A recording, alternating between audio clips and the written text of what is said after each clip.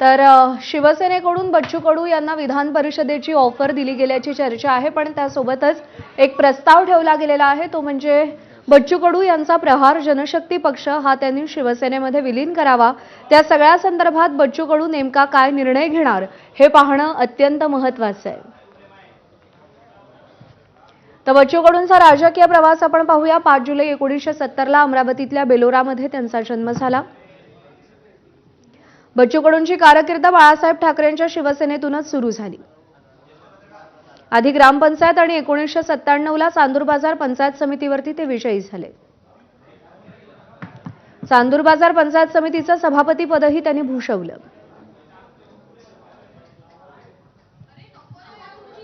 शिवसेनेच्या स्थानिक नेत्यांशी मतभेद झाले आणि त्यानंतर त्यांनी शिवसेना सोडली। 1999 ला अपक्ष म्हणून विधानसभा लढवली पण पराभूत झाले। सगळ्यांचा मी खास करून मीडियाचा आभार मानतो। तुमचं ते सूत्र आहे ना, त्या सूत्रामुळे ही पत्रकार परिषद घेतो आणि मग सूत्र मधात ठेवायचे नाही, डायरेक्ट गोत्र आणले पाहिजे आणि सूत्रातूनच ही बातमी इतकी तुम्ही लोकांपर्यंत पोहोचवली।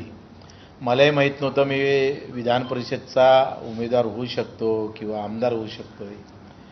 केवळ आणि केवळ मीडियामुळे ते मला वाटतं महाराष्ट्रभर गेलं, लोकांपर्यंत गेलंय, मला वाटतं कदाचित एकनाथजी शिंदेपर्यंत पण गेलं असं। हे तुमची कृपा आहे। कधी कधी एखादी म्हणजे बाबा उद्या जर विधान परिषद भेटली तर ते मीडियाची कृपा आहे असं म्हणावं लागेल, काही हरकत नाही। म्हणून तुमचं मी आभार मानतो। दुसरे आभार मानतोय मी एकनाथजी शिंदे साहेबांचे। खरं तर जेव्हा त्यांनी सत्तांतर केलं तेव्हा मी एक राजकीय भूमिका घेतली आणि त्याच्यामुळे मी बदनाम पण खूप झालो होतो आणि त्या सगळ्या राजकीय भूमिकेमुळे दिव्यांग मंत्रालय मला भेटलं, म्हणजे महाराष्ट्राला भेटलं, देशातलं पहिलं दिव्यांग मंत्रालय। कदाचित मला मंत्रिपद घेता आलं असतं पण मी ते टाळलं। दिव्यांग मंत्रालय भेटलं, आपल्याला सर्व काही भेटलं असं समजून आम्ही पुन्हा कामाला लागलो आणि मग नंतर आंदोलन झालं। कर्जमाफीच्या मुख्यमंत्र्याच्या देवाभाऊच्या बैठकीमध्ये एकनाथ शिंदे साहेबांची भूमिका अतिशय महत्त्वाची आणि चांगली राहिली।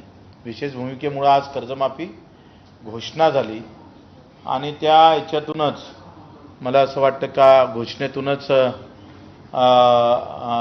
आम्हाला त्या आंदोलनाला यश पण भेटलेलं आहे। त्याच्यातही शिंदे साहेबांची मोठी एकंदरीत त्यांची भूमिका महत्त्वाची राहिली आहे।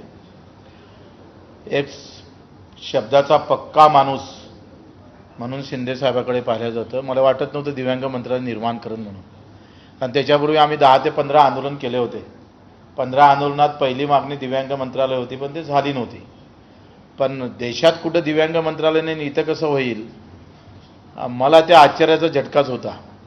आणि माझं मंत्रिपद गेलं, म्हणजे मी उद्धव साहेबाकडे मंत्री होतोय आणि शिंदे साहेबाकडे मी आमदार राहिलो आणि त्याच्याकडे राहिलो म्हणून मग अधिक पुन्हा आम्ही विधानसभेत पडलो। पण तर माझ्याकडे येणारा मतदार मुस्लिम बौद्ध बांधव किंवा दलित बांधव असं होता। बच्चू कडू BJP सोबत गेला म्हणून त्याचाही झटका बसला। मधात जरांगे साहेब होते। ह्या सगळ्या घोटाळ्यामध्ये मी सुद्धा 30-40 सीटा उभ्या केल्या आणि त्याच्यात आमचा हा सगळा पराजय झाला।